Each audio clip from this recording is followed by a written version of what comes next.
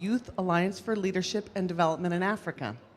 And as a young designer for PSI's Adolescent 360 project, Bitania is helping to redefine how girls age 15 to 19 access and use contraception across Ethiopia, Nigeria, and Tanzania. Please join me in welcoming Bitania to our stage. Thank you. Good afternoon, everyone. How's everyone doing? How many of you in this room have been teenagers? All of us, right? Do you remember the physical, emotional, and psychological changes that we went through as teenagers? Adolescence could be a very, very awkward stage where we go through tremendous amount of hormonal changes, and it marks maturity and adulthood because our reproductive and sexual organs are ready to reproduce. It's confusing, energetic, with so many questions, curiosity. We went through all those difficult times, but we tend to forget that young adults go through it every day. And we need to empathize with them and walk in their shoes to actually understand what they're going through as they're transitioning from childhood to adulthood.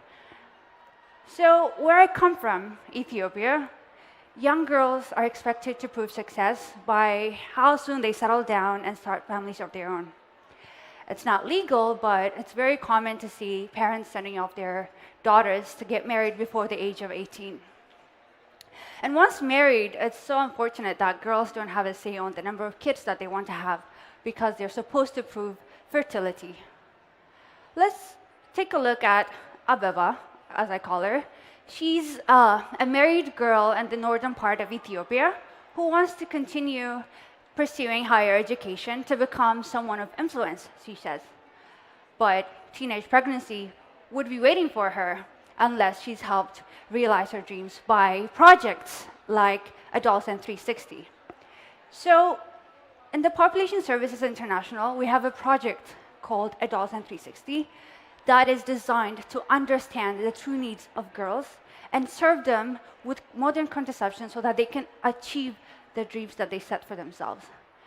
And through Adolescent 360, we heard and we listened what the ruler couple told us is that they want to reach a certain amount of financial security before starting their own families. So we designed a very simple and easy to understand financial planning platform for rural couples to actually visualize the cost benefit of delaying pregnancy. So this financial planning / family planning consultation gets conducted by government health extension workers that go door to door to make sure that they reach the girls that are in the rural, remotest areas of Ethiopia. And this consultations gets given for both the girls and their husbands because we see girls as they're not just clients of sexual reproductive services, but they're human beings that have immediate desires and different goals in life. So we're now changing the narrative by giving the girls and their husbands and their influencers a new way to plan for the families that they need and their own terms so that they can have it when they're ready. So this is an example of a girl that is very, very happy to be openly discussing about family planning with her husband because it's very unusual in a patriarchal society. But when you bring financial planning into it, everyone's excited because they want to reach financial stability. This is yet another couple in our program that are very happy with the financial planning and family planning progress that they're making because they want to grow together before they're ready to start their own families. And we also reach married couples that already have children so that they can delay the next pregnancies so that they can accumulate wealth, and it's also healthier for the mother. And it's very exciting because it's being endorsed and loved by the community. A group of older women by the name Women's Development Army are helping us in identifying the girls and making sure that the relevance of this project is being attained by the community because they understand the difficulties that they went through when they were raising many children in their time. So this is not about sex. This is not just about sexual or reproductive health, but this is about the lifestyles and helping the girls reach her dreams. So it's being advocated for by fathers, mothers, and community members. And within just 16 months of implementation of this project, we've had close to 20,000 contraceptive adopters. That's a breakthrough. And 7 in 10 girls willingly take up contraceptive methods after engaging with us. So my question to you, how do you plan to bridge the gap between access to contraceptives and young people? How do you plan to work with young people to serve them with the needs that they want to be served with?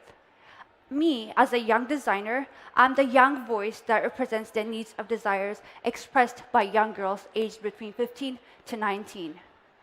My question to you is, what's your next step? How are you planning to engage young people? Thank you very much. Thank you. Sorry, I snuck up on your right side. I think that's a great question, and I'm so glad that you challenged our audience with what they're going to do next. I think one thing that would be helpful for all of us to understand is what is the success you've had in helping young married couples to delay having that first child? You mentioned it, but we all know there's a lot of pressure on young married couples to produce a baby first. Maybe there's a little more space after that, but what's working there? What's working is that we're working with the community themselves. So when there are weddings, obviously the elderly women are invited, so they know who's getting married when. So they're helping us identify those girls and bringing them to us before it's too late. And it's so exciting because we brought the financial concept to it that made it very acceptable to the community and to the young couple as well. So they get identified and they tell their friends as well. Once the girls are in our project, they bring their friends on board.